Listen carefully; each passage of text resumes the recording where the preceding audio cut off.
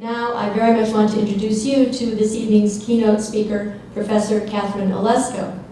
Professor Olesko is the director of the Master of Arts in German and European Studies program in the School of Foreign Service at Georgetown. She was educated in physics and mathematics as an undergraduate before turning to the history of science, European intellectual history, and German history for her doctorate at Cornell University. Before coming to Georgetown, she has held posts at Clarkson University, Cornell, Princeton, and the Max Planck Institute for the History of Science in Berlin.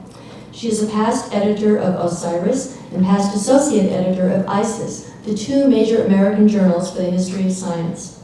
Her awards include fellowships from the National Science Foundation, the National Endowment for the Humanities, the German Academic Exchange Service, the Huntington Library, and Georgetown University.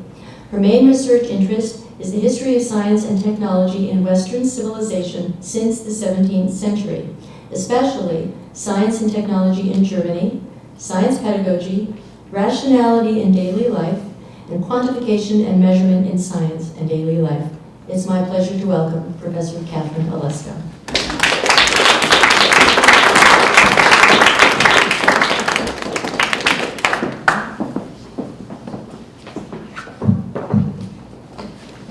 It's my pleasure to be here this evening to speak to all of you on the Jesuits in science. My theme for tonight is Jesuit Foot Soldiers of Science. Now let's see if this works. A French proverb says, "It is better for a town to found a Jesuit college than to build highways or harbors." Founded in 1540 as an itinerant ministry, the Jesuit order nonetheless began 20 years later to establish permanent bases throughout Europe in the form of colleges.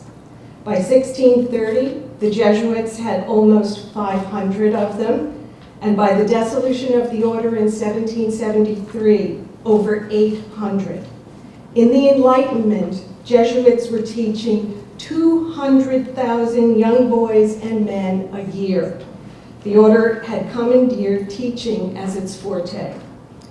Their course of liberal studies, prescribed by the Ratio Studiorum, took 8 years. It included a heavy dose of mathematics and Aristotelian teachings on the natural world. Mathematics, which then included applied subjects like astronomy, geography, military technology, exact chronology, genomics for telling time or for mapping, navigation, and surveying, and all of these are instrument-based as you see here, played a central role in the curriculum. These subjects were needed by aristocrats going into the military or into government service, and by Jesuits embarking upon missions. Or how would they get there without mapping the earth? In addition to this utilitarian side of teaching, the Jesuits had to contend with the challenge to Aristotle that appeared in 1543, 3 years after the order was founded, Copernicus's heliocentric universe. The order's teaching mission thus took shape in an intellectual maelstrom. For a long time, we've been ambivalent about Jesuits in science in early modern Europe. We have a tendency to discredit them due to their opposition to Galileo, Cartesianism, atomism, and a host of other new things. Anti-Jesuit sentiments were strong, something I'm sure everybody here knows. We have a hard time finding truly exemplary Jesuit scientists, although there are a few luminaries. Christopher Clavius, Roger Boscovich, Christoph Scheiner, Honoré Fabre, among others. Within the order, too, publication of novel results was the exception rather than the norm, so we come up short. Not empty, but short, using customary historiographical strategies when trying to understand exactly what Jesuits in science means. Officially committed to understanding Aristotle and St. Thomas, the Jesuits seem to have had an intellectual profile inimical to the practice of early modern science, especially in its experimental forms. But to understand the Jesuits in science, we may be asking the wrong historical question. It's not what they did in science, although there are respectable scientific accomplishments. It's what they did for science as it was then emerging. They were not mere pedagogues in an age when everything in science seemed to be new. They were the critics, the assimilators, the compilers of information that otherwise would have been haphazardly strewn around. And they had a large audience to whom they could preach the new knowledge. Recent scholarship on science pedagogy has amply demonstrated that science as an intellectual and cultural activity simply cannot be sustained without institutionalized means for transmitting it and for cultivating practitioners. This view can, with profit, apply to the Jesuits. When we ask then what the Jesuits and science, about the Jesuits and science, we are really compelled to inquire how Jesuit teaching matured and sustained the nascent scientific community then taking shape, and how they managed to create a learned audience for science. It's my own belief that without the Jesuits, modern science would have taken a lot longer to become the social, cultural, and intellectual staple it had become by the end of the Enlightenment. The Jesuits were very much the foot soldiers of early modern science. They sent an army out into the field, trained with and in new intellectual tools, just as they were the shock troops of the Counter-Reformation who fought spiritual heresies on the ground. It's worth remembering that in spite of an official commitment to Aristotelian philosophy, the Jesuits nonetheless produced some of the greatest scientists of the early modern period. Torricelli, Descartes, Mersenne, Laplace, Volta, Diderot, Condorcet, among others, in addition to the Jesuit luminaries whom I've just named. The naturalist Buffon, who attended the Jesuit school in Dijon, said that the Jesuits inspired such a love of mathematics in him that he carried a copy of Euclid in his pocket. Fascinated by a comet at the age of 12 in 1744, the great French astronomer Lalande turned to studying mathematics and astronomy under a Jesuit. Jesuit scientists and science teachers tended their secular I'm sorry.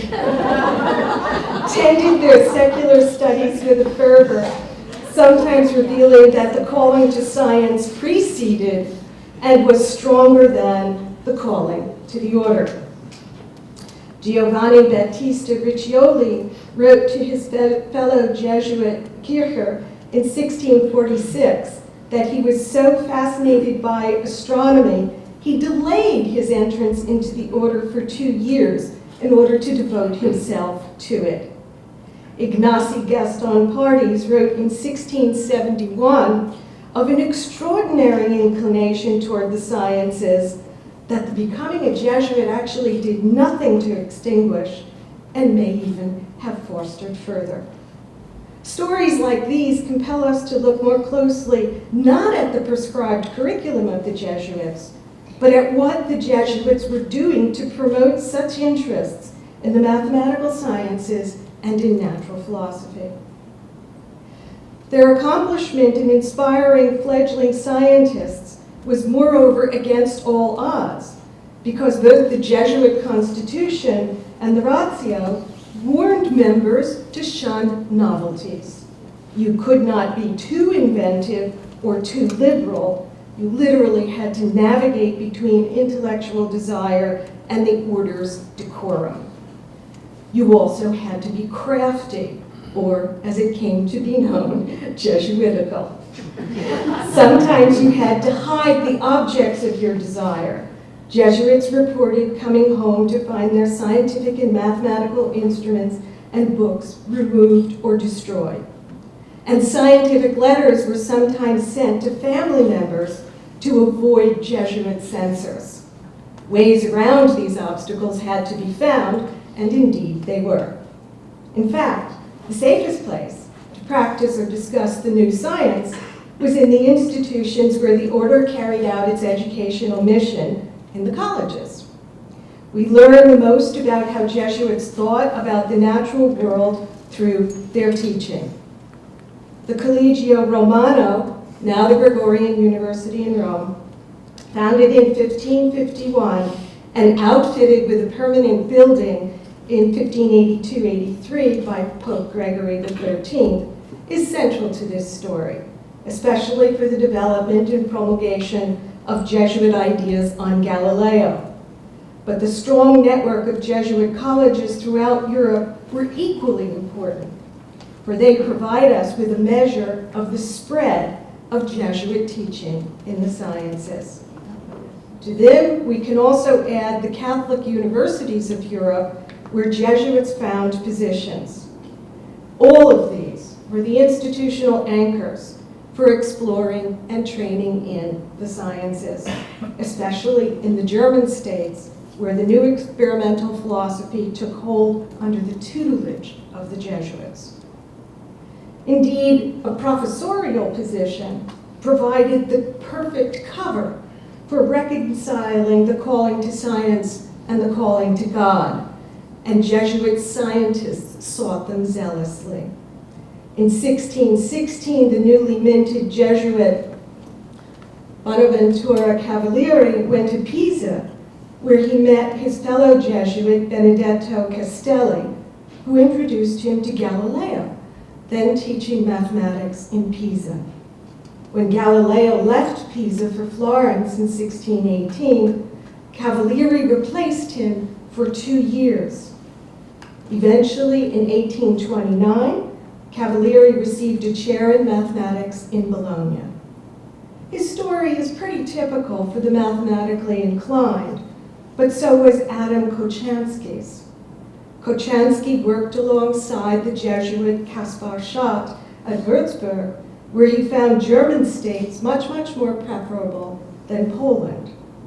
He used the Jesuit network to help him find a position teaching mathematics in Bamberg, then Florence, and later Prague, where finally his dual-track career as priest and scientist ran aground due to, among other things, the possession of, quote, unsupervised funds from his benefactors for scientific purposes.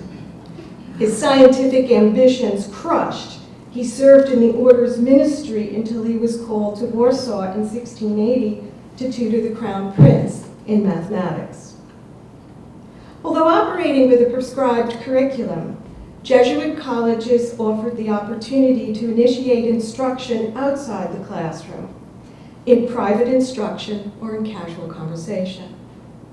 The Ratio acknowledged the importance of extracurricular instruction in the mathematical sciences, a dimension of learning inspired by the Clavius, who offered private study for advanced students outside the class in what became known as an Academy of Geometers in Rome.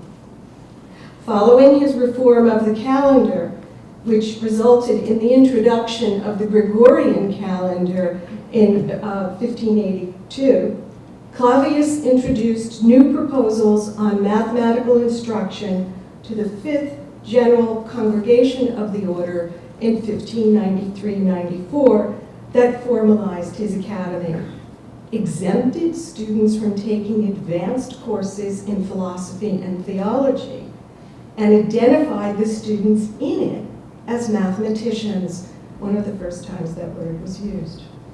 Clavius died in 1612, but the academy maintained a high technical level until the 1630s, then waned in importance before it was resurrected in the first half of the 18th century. It's in this academy, which had imitators at other colleges and universities, that we have a particularly good opportunity to see how the strict adherence to Aristotle was circumvented and how mathematical practitioners capable of understanding and furthering the new science were educated. The Academy's function, in fact, was to train specialists for the order, architects, surveyors, administrators, to train teachers of mathematics and natural philosophy for its colleges, and to give missionaries the level of technical expertise, including in astronomy, they needed to venture out to other lands. What's particularly interesting is the degree to which the Academy functioned very much like German science seminars and laboratories in the 19th century. Clavius and other teachers lectured on topics at the cutting edge of natural philosophy that challenged Aristotle, such as the 1604 supernova, the 1607 comet, that was Halley's comet, and finally Galileo's observations in 1609-10, which contributed to the downfall of the Aristotelian way of viewing the universe. Students themselves learned to lecture on current themes as part of their training as teachers, and with instructors, students helped to create an up-to-date synthesis of knowledge and theories, integrating into them new results.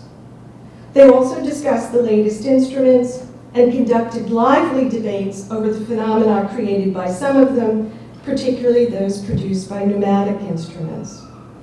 The Academy included a mathematical library whose holdings were selected by Jesuits all over the world, including many who attended the annual Frankfurt Book Fair. It was one of the greatest scientific libraries in all of Europe, and we'll never know exactly what was in it because it was dispersed and put into the National Library in Rome without noting exactly what books had come from, right, this academy. After Clavius, this tradition was carried out by others, and the academy spread to other institutions in Europe. In addition, colleges and universities also had professors who did not teach mathematics and natural philosophy, but who knew it well enough to hold private lessons in it. Both types of private instructions were magnets for the talented. In the 1640s, the first of the multi-generation great astronomers of France, Giovanni Domenico Cassini, went to Bologna to learn in the private schools of the Jesuits Riccioli and Grimaldi after having studied astronomy and mathematics at the Jesuit College in Genoa. He went on to set up the Paris Observatory for Louis XIV, to work on river management and fortifications for Pope Clement IX, and with his son and his grandson to embark upon the great map of France. These private sessions were not subject to the restrictions otherwise imposed upon the Jesuit curriculum and could venture far beyond Aristotelian philosophy to the point of eroding its foundations. Yet if we wish to understand further how the Jesuits operated as foot soldiers of science during the scientific revolution, we also have to look at their publications, as ordinary as they may appear on the surface. And actually, these books are not on science. All I could find were Jesuit books on Spain for this illustration. But that's okay. Their most important works were standard textbooks, compendia, and reference works. As science works go, these are not exciting by any stretch of the imagination. But they were modes of scientific communication that had a pedagogical function because they systematized what was known, and they provided the discretion Jesuits needed when discussing what was new. What better way to take up novelties than to place them in textbooks? For the learned, Jesuits provided the Reader's Digest of the new science. No reason to turn to scientific journals to find out what was going on. A Jesuit textbook could tell you everything that you needed to know. Popular literary styles offered an equally safe way to discuss the new. Orazio Grazzi remarked in 1652 that he couldn't publish his study on colors due to Jesuit censorship on novelty. Yet he and others found surreptitious ways to express their views. in written dialogues, in the margins of text, that is, in conclusions and footnotes, or by using satire, parody, and other tropes that required a bit more thinking to see what was going on. Pardes did just that in 1672 in his Discourse on the Consciousness of Beasts, where he supported Descartes' views. So did Riccioli in his physico-mathematical treatise on light of 1645, which treated the new experiments of the Jesuit Francesco Maria Grimaldi. The first part of that treatise treated Grimaldi's new findings on light, colors, and the rainbow, while the second part refuted the first on the basis of Aristotelian philosophy. Now, a reviewer in the English Philosophical Transactions simply overlooked the second part of the book, pointed out that the author had included it only to allow the judicious reader to decide which of the two views to adopt. Historians say that these two books and others like them exemplify what Jesuitical means. Quote, the inherent difficulty in inferring the precise beliefs of Jesuit practitioners from their publications. Such subterfuges were probably unnecessary in teaching, but they illustrate for us the ways in which Jesuit teachers worked the new into a discussion of Aristotelian philosophy, and at the same time also encouraged independent thinking on conflicting views about the natural world. Honoré Fabry, in his Physica, claimed to derive everything from Aristotelian principles, but in fact what he had done was to forge a compromise between Aristotle and newer theories. He was caught, though, and removed from his position at Lyon College, from where he was sent to Rome as a penitentiary in St. Peter's, which proved to be a godsend, for now he could take part in the mathematical discussions in Rome. Disciplined for espousing Cartesianism, the Jesuit Antoine Rochon publicly retracted his views, but not without explaining the following. He wrote, just as formerly God permitted the Hebrews to marry their captives after they had purified and washed from them the last traces of infidelity, so after having scrubbed and purified the philosophy of Descartes, I might indeed be able to embrace his opinions. It's the opinion of Saint Jerome who made use of this example to show that Christians can accommodate the works of pagan philosophers. The double meanings of Jesuit writings on the hot topic of Copernicus were detected by the shrewd, such as the German philosopher Gottfried Wilhelm Leibniz, whose use of Jesuit equivocation on the matter, who used Jesuit equivocation on the matter to try to convince the Church to lift its ban on Copernicanism.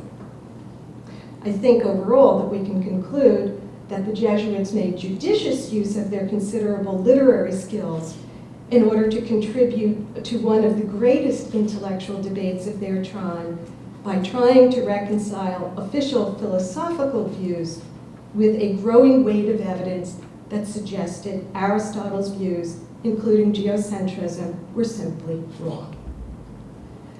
By the time the order dissolved in 1773, Aristotelian philosophy had disappeared from the order's teaching. By then, Jesuit teachers, mathematicians, and natural philosophers had made considerable contributions to the mathematization of theories about the natural world and to techniques of experimentation, especially in the area of electricity, and had produced so many new ideas.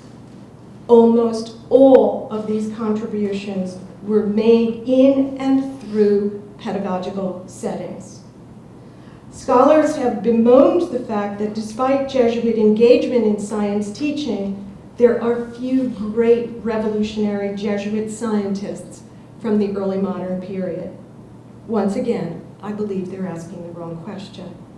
The question should be instead a counterfactual one. What would natural philosophy and the science that emerged from it have been like in the early modern period if the Jesuits had not existed?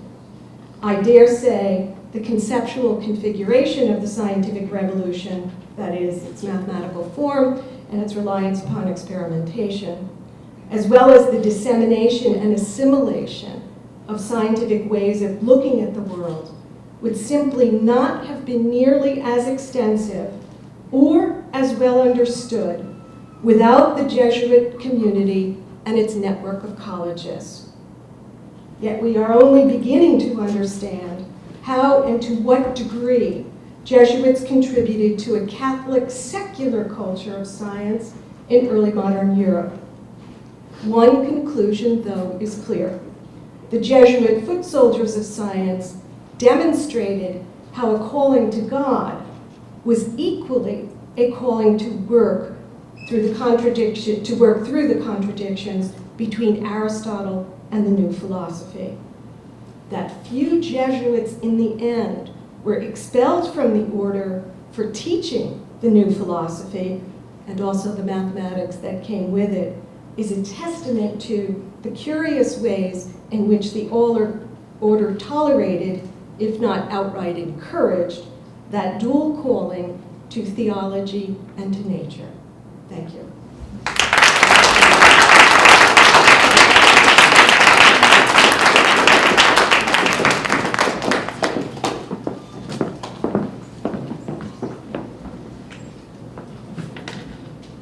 This was a fascinating study of the history of the Jesuits and science. It's brilliant. And I think the duality of the Jesuit approach is here today. Everything is on the table. We study everything there is to study, and it's a wonderful approach to pedagogy and education. Thank you, Kathy, for this wonderful talk.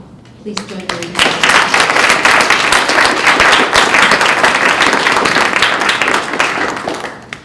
The sciences are increasing in priority at Georgetown, as is the increase in interest in research. A huge amount of research is done here, and also done in our Special Collections Research Center.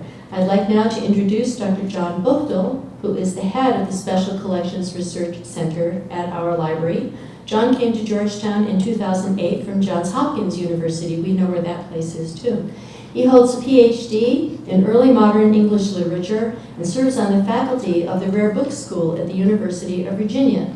John is going to talk about some of our Special Collections science holdings, including archives, rare books, art, and manuscripts, which provide a key research counterpoint to the hard data of laboratory work here.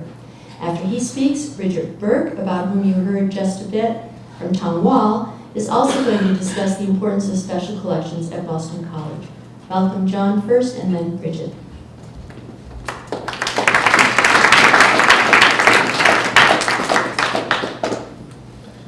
Good evening.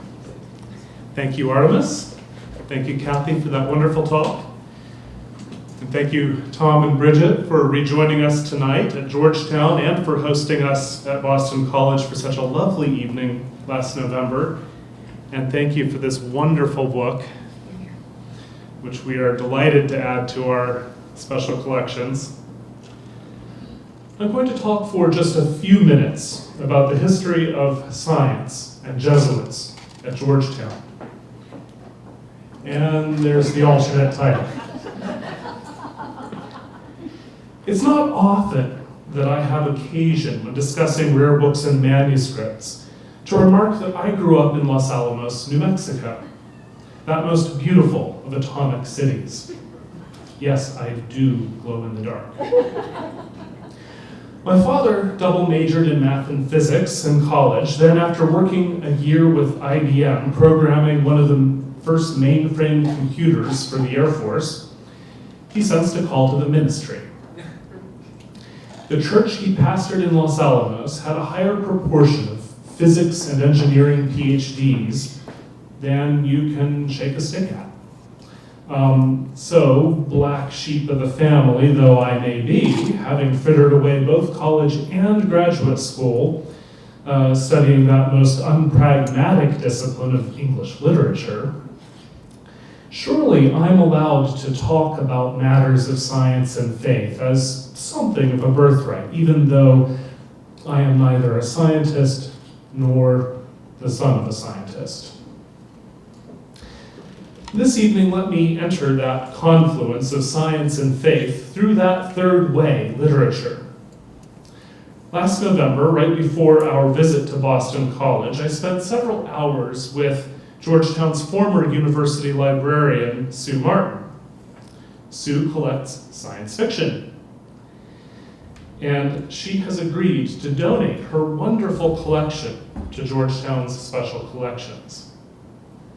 Among the many award-winning sci-fi novels we discussed is one of my favorite books, Mary Doria Russell's The Sparrow. Russell is not herself Catholic, yet her portrayal of the Jesuit priest, Emilio Santos, on a first contact mission to a newly discovered alien planet is one of the most powerful and moving explorations of the problem of evil that I have ever encountered. Good read, check it out. Mary Doria Russell is not the first sci-fi writer to imagine Jesuits encountering aliens. Indeed, Jesuit scientists themselves were already hypothesizing such eventualities 200 years ago. One recent acquisition at Georgetown is a remarkable and very rare book, possibly the only copy in North America, by Jose Antonio Serrano, S.J., an astronomer working in Italy. Printed in 1813, Serrano's Popolazione di tutti gli astri argues that there must be life on other worlds. He bases his theory on observations by such noted astronomers as Herschel and Laplace. Serrano reasons that the Creator did not want anything in his creation to be superfluous. So, phenomena such as planetary rotation cannot be without function. Since rotation produces night and day, the planets must host life. For what else are night and day for than for creatures to be active and to sleep? Georgetown's Jesuits too had their eyes on the stars. It was only a few years after the publication of Serrano's little book that the Georgetown Observatory opened in 1844, one of the first fixed observatories in the United States. Major Jesuit astronomers who worked in the Georgetown Observatory include Angelo Secchi, the first to make systematic use of spectroscopy in stellar classification, the first astrophysicist to suggest that the solar core is in a gaseous state, and the first to use the word canals, canali, to describe the famous surface features of Mars.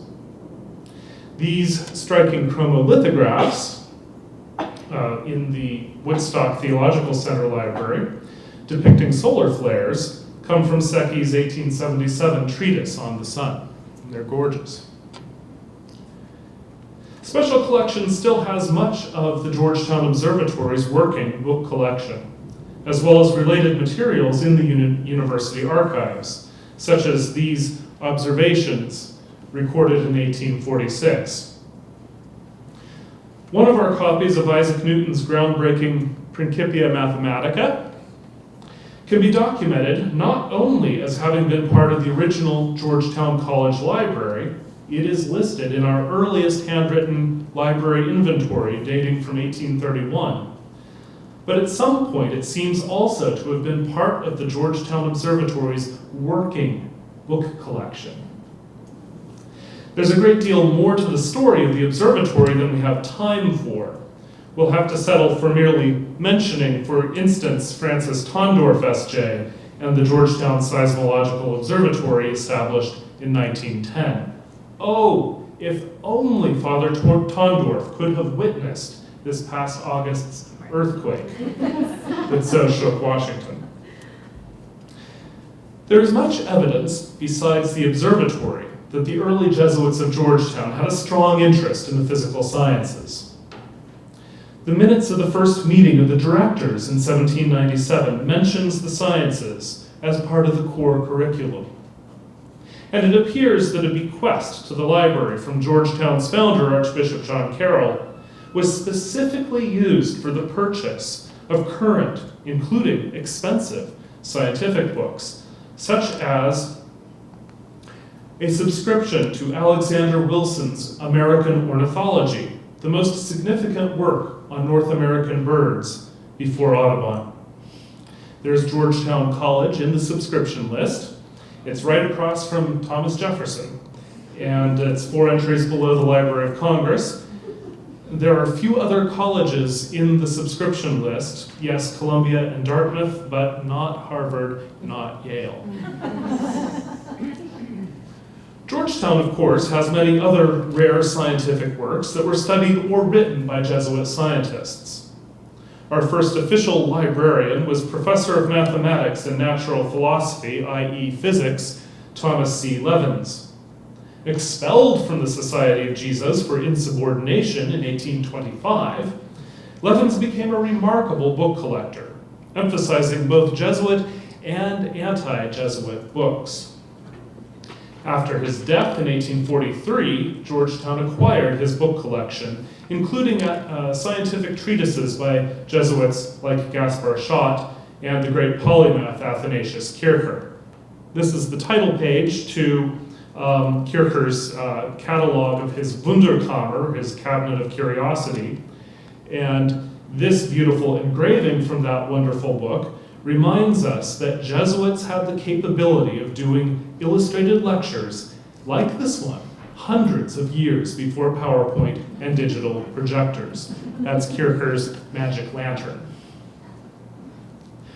Many of the books I've mentioned tonight recently featured in a class on science and faith led by David Collins, S.J.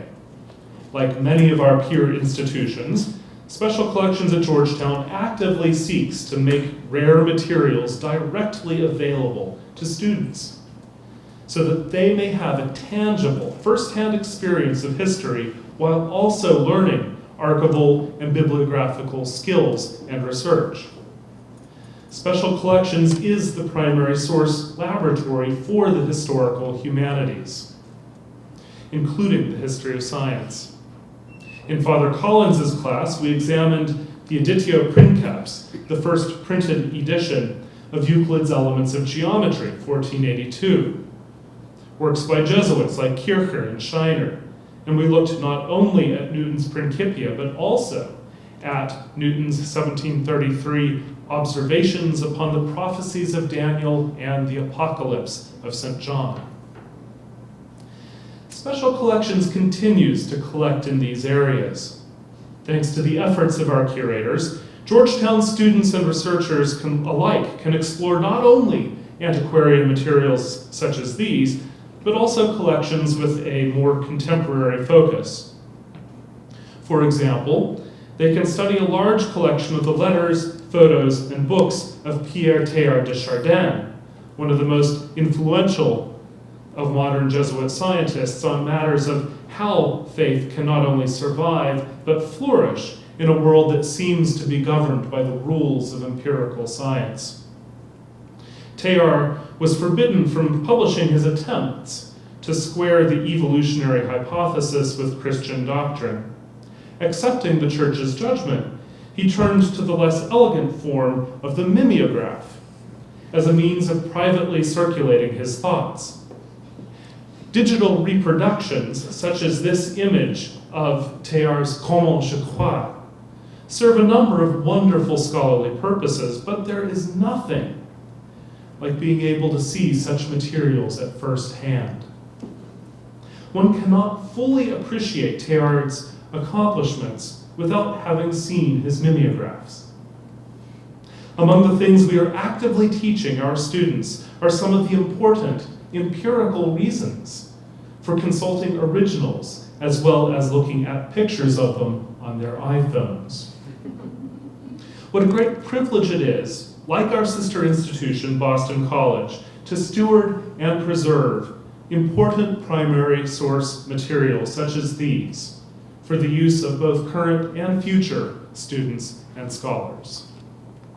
Thank you.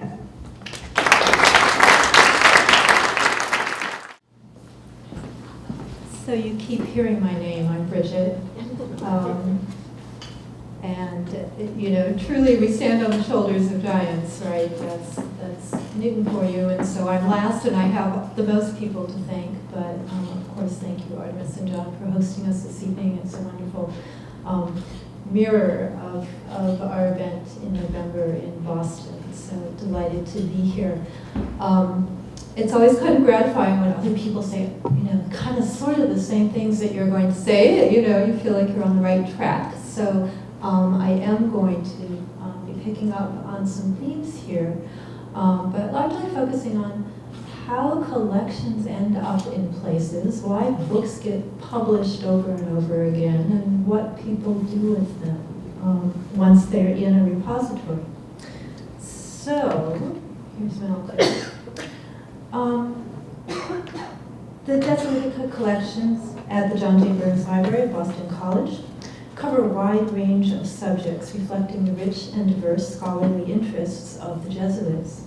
As Boston College looks forward to celebrating its sesquicentennial in 2013, it's worth stepping back and reviewing how a relatively young institution has built a collection whose oldest Jesuitic title is roughly 3 times its own age, how 450-year-old books come to be in a 150-year-old institution. That way. Okay. We have 2 of these.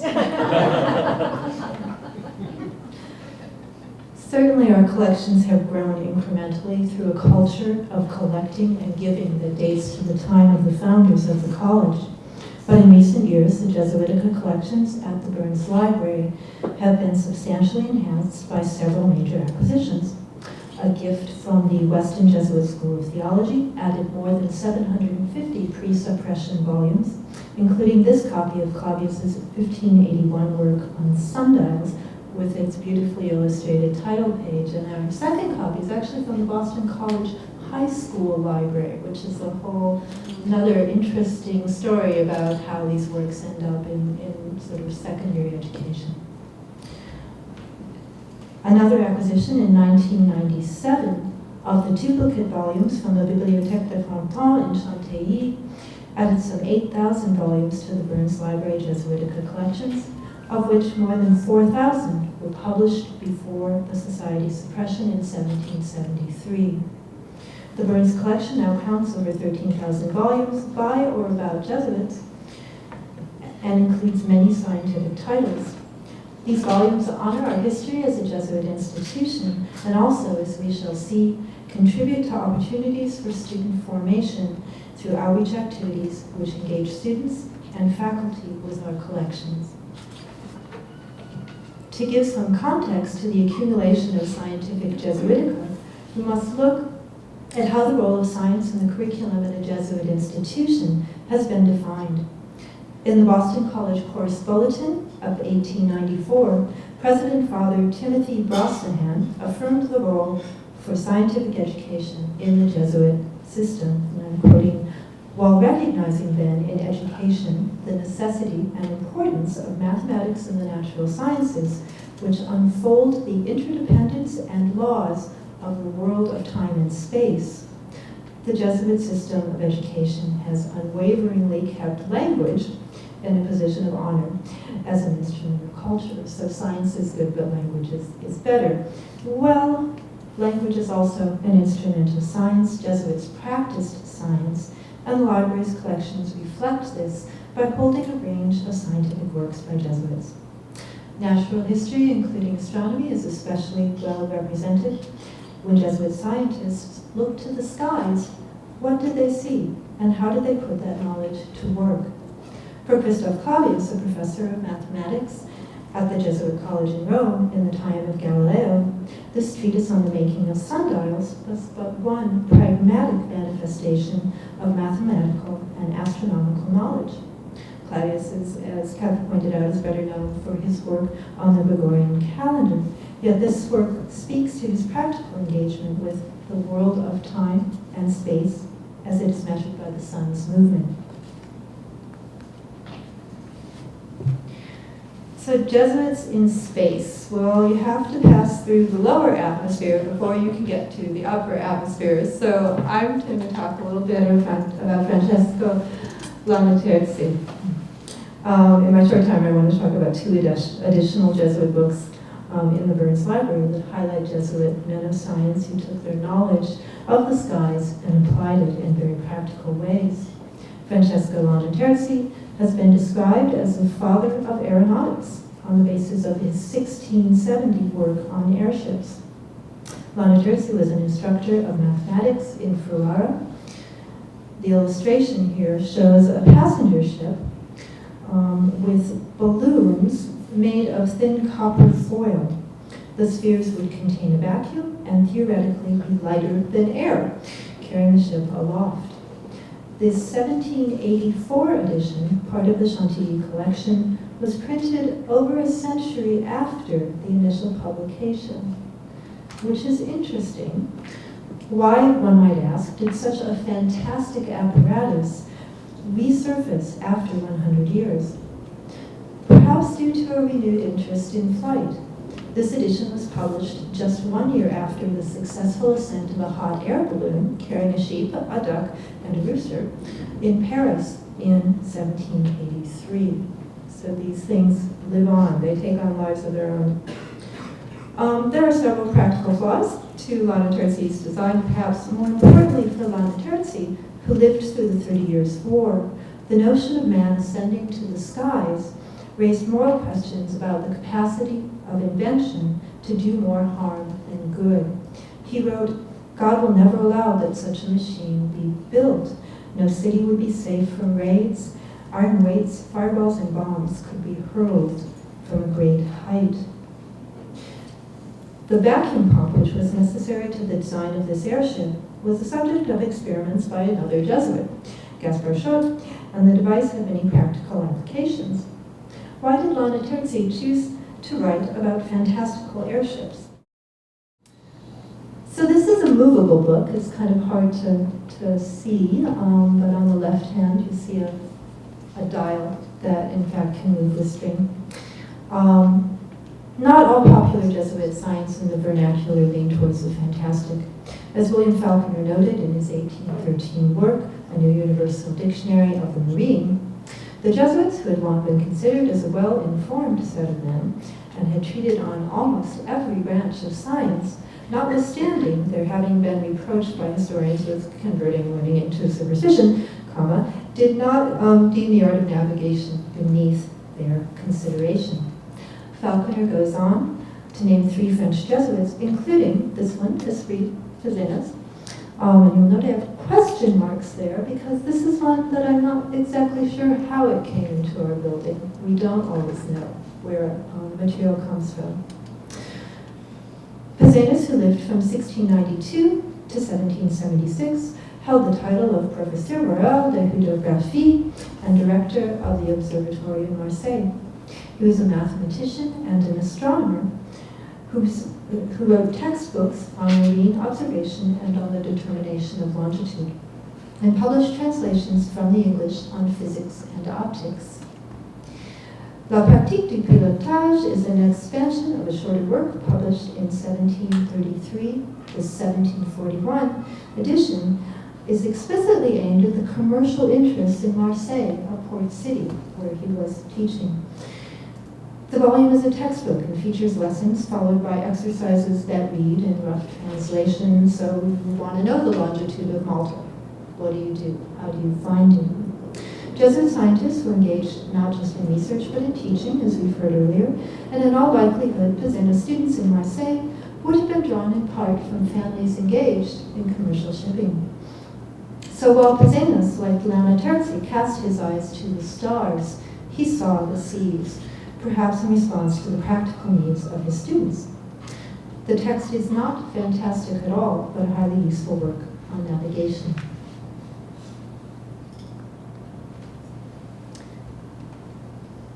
So how do we get our students to see these works with new eyes? How do we use collections to engage with students and faculty? One example is a recent collaboration with Father Jeremy Clark, who's in our history department, on the exhibit Binding Friendship, Vichy, China, and Jesuit Cultural Learnings. Working with the Burns Library, Father Clark tasked students in his class to curate an exhibit using Jesuitica collections. The project explored the intersection between mission and science enacted by Jesuits such as Matteo Ricci in China. As Father Clark noted in his essay, at the same time as communicating the intricacies of Euclidean geometry to China, the Jesuits were also writing to scholars in the French Academy of Science or the Royal Society of London about such things as their astronomical observations and their new understandings of Chinese philosophy.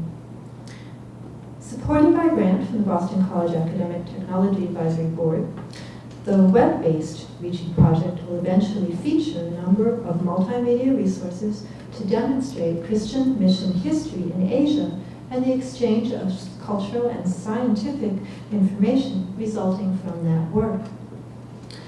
The project is interdisciplinary, with sponsorship from the Jesuit Institute, the Institute of Liberal Arts, the University Office of Mission and Ministry, the History Department, and the Asian and Asian American Studies program. So a lot of people, those are the people we want to know about our collections, right? When you think about having real engagement on campus. The library's role as repository, as a learning space, and as exhibit venue was crucial to the success of the first stage of the project, and our conservation and digitization of a dozen or more titles relating to Jesuit science and mission in China will feed directly into the web-based version. Like some Jesuit scientists, we in special collections are challenged at times to take the arcane, in this case scientific Jesuitica, and make it appealing and approachable for the novice. The Ricci Project tested our commitment to the idea of getting collections into the hands of students.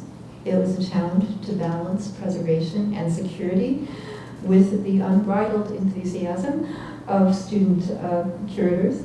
But the project was a success, and it demonstrated in a very tangible way that the Burns Library welcomes collaboration and that our engagement with faculty and our participation in the curriculum will pay off. We will see students connect with our collections.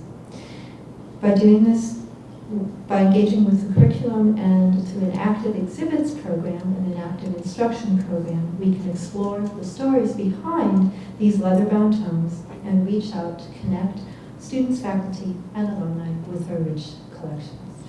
Thank you.